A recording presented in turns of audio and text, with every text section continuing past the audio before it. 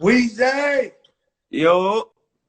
Yo, is it true this is your first time on IG Live? Yeah, that's what this is. Hey, yo, this is the Fat Joe Show, Weez. That's what I thought it was. I ain't know nothing about it. No, it's the Fat Joe Show. I'm on the Fat Joe Show. That's the first time I'm on the Fat Joe Show. I don't even know if I'm even on IG Live. Oh man, shout out to Diddy on the check-in. Diddy done flood the crib with the Ciroc shit, so I'm drinking the Ciroc. I see the shoe behind you. Oh, I always got, that's like you with the skateboards. Me with the sneakers. I'm always, Yo, Weez, they be laughing at my sneaker. You know what I'm saying? First thing I asked you, when you was on my show, first thing I asked you about was the sneakers. Yo, listen, thanks for having me on there. Yo, Weez, let me ask you a question, right? You started New Orleans. When did you get on? Like, what age were you when you got on? I was 10. I was 10 when I was 8 when I started writing. I was 8 when I started rapping. Then I met Stunning when I was 11. Fuck, since 11 years old. So what, the world know Weezy since 11 years old. 11. That's when Stunning them had Cash Money was just a local record company at the time in New Orleans, and banging through the South at the time. And so I was 11. I lied, told him I was 12 till it was time to sign a contract. He found out my real age, and I thought 1 year older. I thought 1 year older made such a difference. But then I put out my first solo album when I was 14, and after that everything was history. Thank God. I think I met you when you couldn't get in the club, and Cash Money was in the club, and you was in the tour bus. I think the first time I met you, you couldn't even get in the club. You was like 13, 14. Yeah, I wasn't even tripping though, cause everybody, all my fans, anybody who knew me at the time, who knew anything about me at the time, I was more attracted to my younger fans anyway. So even at that time, I would have people that's going into the clubs, still coming with their younger sisters, shit like that, still just to still to see me. So I still got my fans was popping, even though everybody in the club doing their thing. You don't know what's going on that bus. All right. The shit is, right, so when you was young, I remember hearing the story that you shot yourself by mistake. Yeah. How old was you when that happened, Weez? I was 12. And you just missed your heart by a little. 2 and inches. The reason I'm asking you that, because it was actually a cop who saved your life, true? It was very true. Cop named Uncle Bob. So he came through, he saved your life, right? What happened was this where I got shot at was the projects in my neighborhood. It was the projects in my hood. It was something like the projects. That's what it was. We didn't have a name for it though. With that said though, that was his area. That was his, that was where he worked at. He knew everybody in that area. He knew every kid in that area, knew every parent in that area. So when he heard it come over his radio, he was just like, wait, what? What? That was that. He heard the shot. He heard the whatever the call come over his radio. So he was off duty. He took it upon himself to just come to he took it. Since he knew the area so well, he was like he wanted to see who the hell it was. So he took it upon himself to come through. And when he came through, he noticed I was still on the floor bleeding, and he noticed the cops was checking the house and rambling through the house. And he took real pride, and he was real upset in the fact that a young kid was still on the floor with a hole in his chest, and the cops jumping all over me, just going to look through the house. So he took it upon himself to pick me up, put me in his arms. He screamed at somebody to come drive the cop car. They drove the car. He sat in the back seat with me. He held me in his arms. He busted through the hospital doors. He made sure there was no waiting. He put me straight into the emergency room. They patched me up, and he made sure I lived. Once he knew I was good, he left. I met him years later in like a restaurant. God he would bless He would not even let me pay for his dinner, man. That's crazy. He was just an honest person, a loyal person. And I asked you that, right? And me, I got a similar story. Of course, I could tell you about all the cop harassment, but one day I was visiting my mother in the projects, and my son choked. He Okay. was just a baby. And so I'm running out the building. And if I, I think about it now, the nearest hospital was 10 minutes away. He would have died while I was driving him. So a cop car just had pulled up, and a lady cop jumped out and said, "What's wrong?" And I said, "My son is choking." Yeah. So she did the little Heimlich, and she saved his life. See? Right? And that's no bullshit. God bless her. God bless her. And years later, I met her in the restaurant, and she said, "You know who I am?" And I said, "Who?" She said, "I'm the lady cop that saved your son's life." And I was like, "Oh my God." So you can't make this up. So now with us seeing this side of the law, and now what's going on now, what we see with Big George. Yeah. So you have a unique perspective. What do you think about what's going on right now with this cop on Big George stepping on his neck and all that? I think when we see these situations, I think we also have to understand that we have to get very specific. We have to get so specific, and what I mean by that, we have to stop viewing it with such a broad view. Meaning, we have to stop placing the blame on the whole force and everybody of such a certain race, everybody with a badge, and we have to get into who that person is. And if we want to place the blame on anybody, it should be ourselves for not doing more than what we think we're doing. We leaving it at the reason why people always ask me, like, why you don't say this, why you don't do that, is because what else am I gonna do after that? Some people put a tweet out and they think they did something. Some people wear a shirt, they think they did something. What you gonna do after that? Did you actually help the person? Did you actually help the family? Did you actually go out there and do something? So if I ain't about to do all that, then I ain't about to do nothing. I pray for you. You say the follow through is more important than wearing the shirt or talking about it. Is actually learning. It's actually learning about it. What we need to do is we need to learn about it more. If we want to scream about something, know what we screaming about. We want to protest about something, know what we protesting about. Because if we want to get into it, it's a bunch of facts that we think we know that we don't know. So if we want to get into it, first know what we talking about before we talk about it, because we scream about things that sometimes they isn't even true. So so you went to jail for 2 years in New York City, and you grew up. Not 2 years. Not 2 years. I was in there for like 8 months. 8 months. 8 months on Rikers Island. I went to see you, man. And shout out to Trey the Truth. He went with me from Houston. And man, I was so fucking sad when they brought you to see me and you was in handcuffs. I could not believe this shit. I saw it on your face. Nah, yo, man, that shit hurt. Yo, you were so passionate. You were so passionate. I thought I was coming to see you. That's how passionate.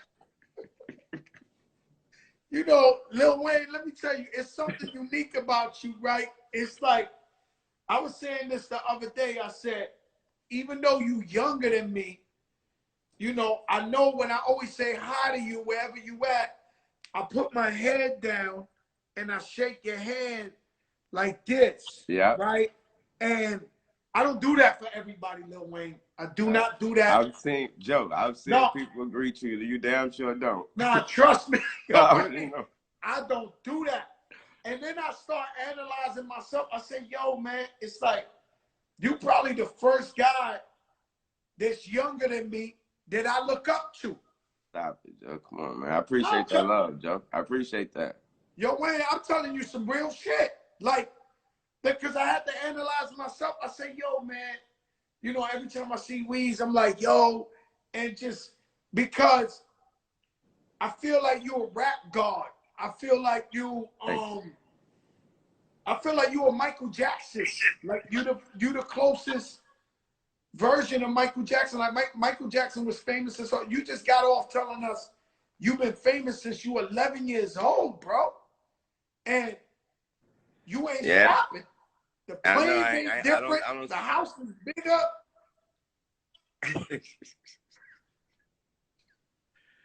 It's this. I really, honestly, Joe, I really owe a lot of that drive, a lot of that people, you got to be born with it. but at the same time, somebody got to be able, you got to have somebody that know how to steer it in the proper direction. And I owe all that to Stunner, man. That man, he never quit. He never quit. He never quit. He never say never. He never say die. And I learned that at a very young age, man. And it still haven't left. Man, that was my next question. My next question was, who inspired you? Man, all day and every day, it was Stunner, man. I had lost my father, Rabbit, at such a young age, and at that very age, Stunner told Rabbit told my mama, my mom didn't want me to rap. She knew I was smart. She knew I was very intelligent. She was like, I need you to be a doctor, a lawyer, or something like that. You're too smart. But Rabbit, he was like, nah, this boy is really, really good with this rap shit. He was like, listen, he's really, really good. And if you want him to be anything, the best thing we should do is let him go with Baby. And she was like, you sure about that? He was like, I'm very sure. He need to be with Baby and them. And so, with that said, once I lost Rabbit, Stunner became more than a manager, more than a cash money. He was a father figure. So with that said, I looked up to him. I looked up to everything he did and the way he did it.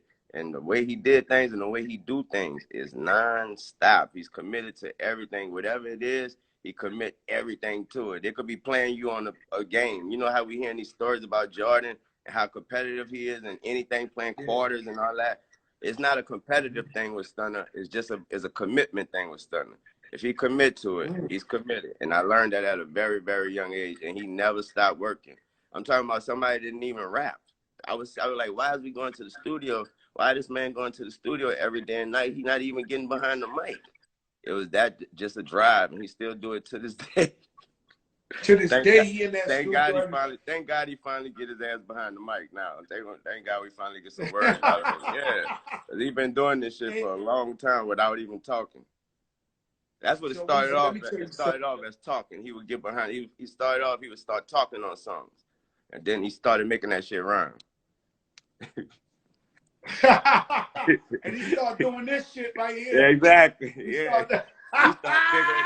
He started figuring out that, hold up. He was like, once he said something and he started noticing New Orleans was saying it back, he was like, hold up, y'all like me? Hold up.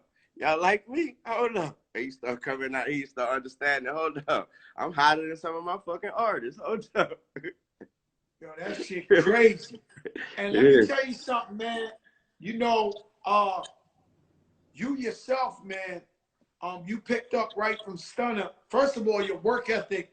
I never seen nobody work harder than you. Like you, it's hard to teach an old dog new tricks. Oh yeah. But I always say I give you the credit for longevity in my career, just because every time I've been in the studio with you, you done had the #1 record out in the world, and you wasn't in the club. You was in that studio 7 days a week. Trying to make connections. I was like, yo, I gotta be like him, because this boy working for real. Yeah. And so I turn around, I go like this. So you put on, you know, not only are you an iconic rapper, artist, but you put on 2 other icons with Nicki and Drake. Yes. Yo, Weez, that's not easy, man. That's not real. Oh, I know. I had to go through it to find out, but I know. And how proud are you of, let's say, Drake? You know, when this, Joe, that right there, that's like that is not. I can't explain it no more, no less than. That's like a proud father. No more, no less, man. Proud father watching them graduate and become, you know, successful adults. That's no more, no less. That's what it is. Sit back and, you know, how you just a proud for feeling like I could retire any day now, man. Now my kids got it, man. Yeah, I'm good, man. I'm good. Yo, Toots, I live vicariously through Drake. When I see the Sky Blue Airplane and shit, I think I'm buying Sky Blue Rolls Royce like I'm that nigga. He coming with the plane and shit, Sky Blue. I'm like, yeah. This shit crazy. And I want to ask you too, you good too? Because I think I pulled up the other day. I think the window was busted in the Sky Blue. No, not in my shit. Nah. Okay, Mine that was was no next good. door. That was next door. Yeah, don't scare me, man. Don't Nah, scare me, John. yeah, right next door to you, Joe. The police had that whole side of the street blocked off, and they had glass all over the street. I thought that was the sky blue, man. No, that wasn't me. Thank God it wasn't me, man. Don't say that. This Thank Corona. God it wasn't. Thank God it was. It wasn't that. This Corona. So this man, he done went. Who's next on the roster? Who you got next on your roster that you feel is gonna be like an icon, the next big one to go? I never placed that. I never placed that on none of my artists' shoulders. Nobody. I never placed that on none of my artists' shoulders. This is all because you can never tell what anyone is gonna like or what we can't predict the temperature of the fans. So if they like it, it's my job to make sure to make the artists understand they need to make them love it. Man, let me tell you something, man. So rest in peace, Nipsey Hussle. Man, rest in peace. So when you found out about Nipsey, because I know you and Laura, y'all got a kid together. Yes, so that touched you in a different way, right? Yeah, man. A very different way. Very different way. I had to understand, first of all, I had to understand, I had to be more than a friend, and was more than ready and more than willing to do so. But the most important thing was to teach my son how to become more than just a 10-year-old, and now he got how to become more than just a big brother to his little brother. It was time for him. I had to teach him how to step up and become the man of the damn house at such a young age. And man, he took that driver's seat and he gone. I can't even see him no more. He's so far up the highway. And the same thing was asked of you. You was 11 years old when you started. Exactly. So exactly. Does he and got I lost my father. Is he a rapper? Nah, man. Nope. That man, he is the rap to him is that's like asking him to go play the PS4. He's way past that, man. This kid, he's different, bro. He's different, bro. I get texts from Stunner. Like I get texts from Stunner at 3, 4 in the morning. Literally, the text just say, "Yo, Wayne, that boy, that boy in LA, that little boy is something." I get texts from him just about him, like at 4 in the morning, just saying that he's a different kid, man. I brought him to the World Series. The man next to us asked him, "Who's your favorite player? Who's your favorite baseball player?" That nigga said Jackie Robinson. Yeah, you say Jackie Robinson. Bro, that nigga, it was a white man who asked him. That nigga crazy. Yo, that boy going crazy. He told him Jackie Robinson? Yeah, man. Holy bro, shit. I was sitting out. So this kid's a genius. Yes, man. Yes. And you're in this house, I'm surrounded by girls, my wife, my daughter. Your daughter? Yes, man. I was She's just about the most to say loyal my queen. in the game. Yes, man. She's the definition of loyal.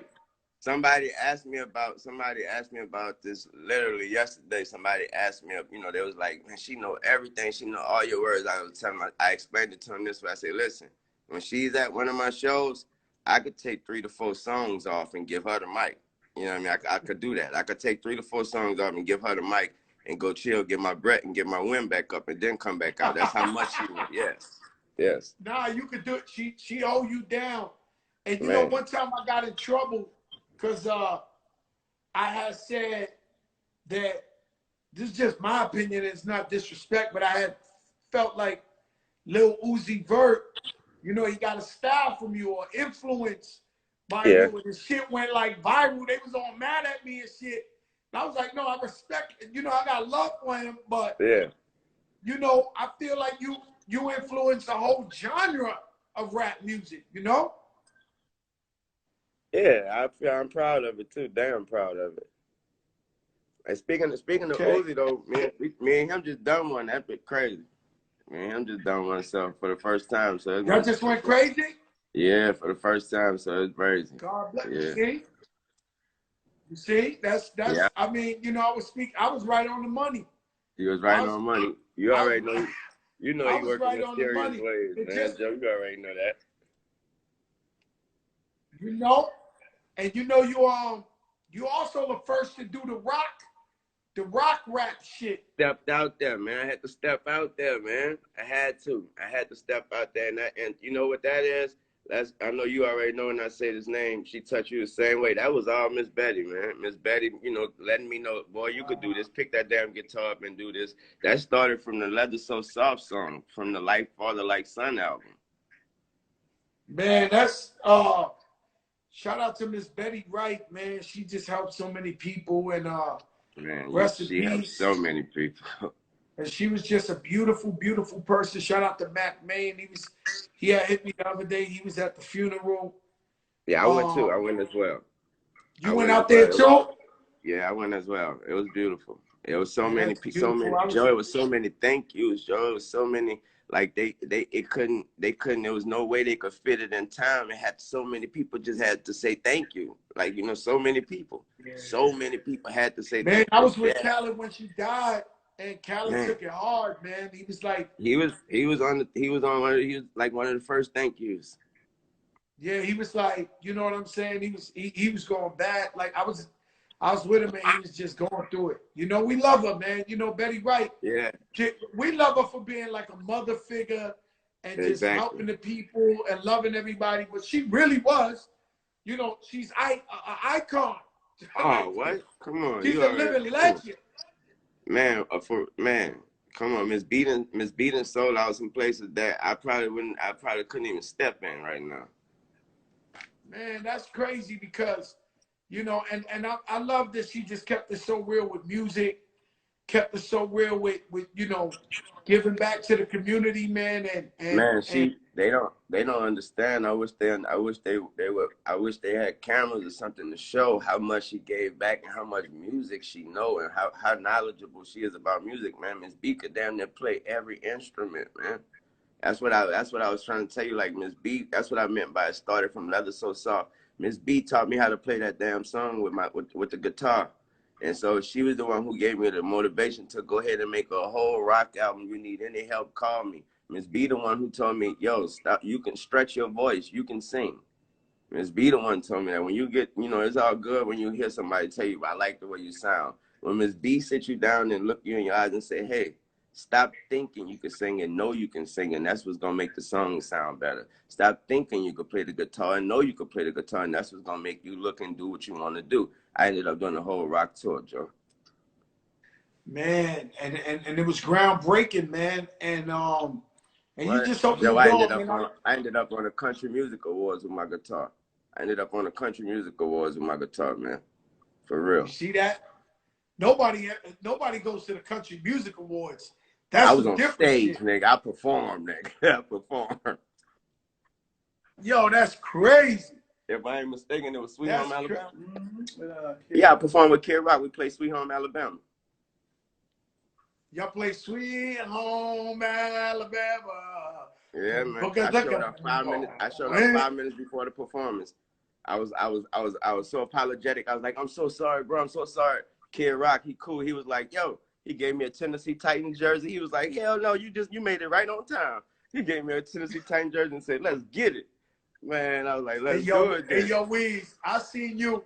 You probably got the smoothest slick talk. I see you. You're so witty with your slick. When somebody get on your nerves, I see you hit them with a bar, and you always got the smile at the end of the shit. Your shit is like, I be like, oh my God, Weezy on one right now. They see the motherfucking diamonds and shit. You be like, yeah. I be like, oh no, we gotta stay away. That boy, hey yo, you always kill him with the smile, Weez. I get that from my mama, man. I get that from my mama. She used to punish me and smile right after that. That's exactly how she used to do it. That's exactly how she used to do it. You think everything all good. You thought you did it. You thought you'd have got away with it. She smiled right after and said, yeah, you know your ass punished, right? Yeah. You know you ain't playing that game for 2 weeks. Yeah, you like, yeah, I see motherfuckers get on your nerve and you hit them with the such and such and smile at them. And I'm like, yo. I'm like, yo, Weezy, on one right now, boy. I would tell you the real reason, bro. When I first got this the same girl I asked since I was 15, literally the same one. when I first got it, bro, I think it was my baby mama Sarah, bro. We had an argument when I first, probably the second day I had got him, bro. We had an argument, and I smiled in her face after she said something. I smiled. She smacked me so fucking hard, and she said, "I said, what you smacked me for?" She said, "Cause you think you look good." I said, "These bitches must look real good." Yo, Weez, it's hard, man. Yo, Weez, it's hard, man. I mean, you know, I just feel like you're a rock star, man. You. I just called you the Michael Jackson of our era, of our time, That's love, Joe. And you just like, you know what I'm saying? I don't know what to tell these people. What I can say, right? What I can say is, I tell people all the time, Lil Wayne the most loyal, one of the most humble, one of the best friends I have, and one of the most intelligent people I know. So don't get it fucked up with no dreads or no fucking tattoo. And I'm gonna tell you something you did for me. I remember that time, even though I went to jail, it was 4 months. My phone rang while I was walking into the jail, giving myself up, and it was you, like 7 in the morning. And he was like, "Yo, Joe, man, you know, hold your head, this and that." And I said, "Yo, Wayne, how did you do this?" And he said, "Just be humble, bro. Just be humble." Mm-hmm. And you was the last call, and then I had to walk in on the spot, man. And I appreciated that so much coming from you, and it helped me a lot. You know what I mean? Rather than me going in there acting like, "Yo, like, let me you know what I'm saying?" Yeah, because that's the shit niggas hate. Yes. All right, yo, Weezy, I love you so much, Tucci, man. Thank you and for coming up on the love. Fat Joe Show, the big show. We love you, my brother. Shout out to Mac, man. I love y'all too, everybody Joe. who made this happen. Thank you for putting me on IG Live for the first time. Thank you. We love you, my brother. Damn. Ari Melba on the check-in. Everybody on the check-in. This shit crazy. Yo, Ari. Eric B on the check-in.